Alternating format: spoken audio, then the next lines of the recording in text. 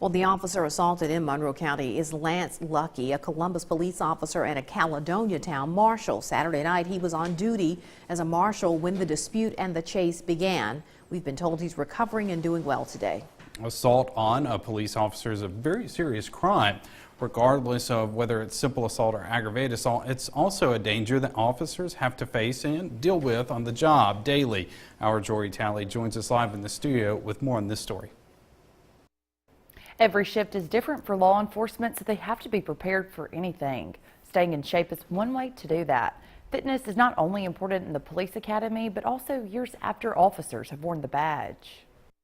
For law enforcement officers, fitness starts at the police academy. Before an officer can get their badge, endurance has to be proven. Mississippi Highway Patrol Sergeant Derek Beckham proved his 15 years ago. He still remains in that same shape today. We want to, like I said, try and stay in some type of shape, throughout our career to hopefully deter the violator from even, thinking about assaulting us. And again, we have this mindset of doing anything necessary that we have to do to make it home after the end of our shift. And since every shift is different, officers have to be ready to not only protect the public, but also themselves. Try to stay at least 50% in shape, if not 100%, because it saves lives. You can't pull guns on everybody, because you're finna get into a lawsuit.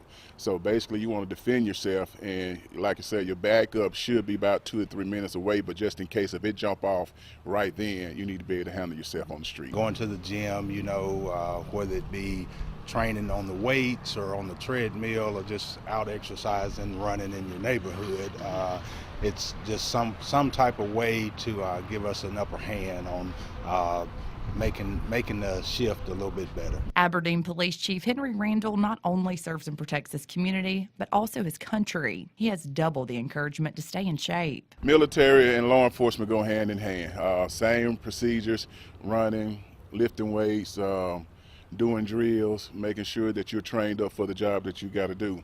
And that's basically most of our guys here and most of the guys that work here. Most of them are military. Officers come in all shapes and sizes, which is why Beckham says you should never judge a book by its cover. Some guys, they may not necessarily look as muscular as others or what have you, but still they take, a lot of guys do defensive tactics and other measures to take care of themselves out there when they're on duty. So don't take it for granted just because one guy doesn't look the way the other guy does. He's prepared.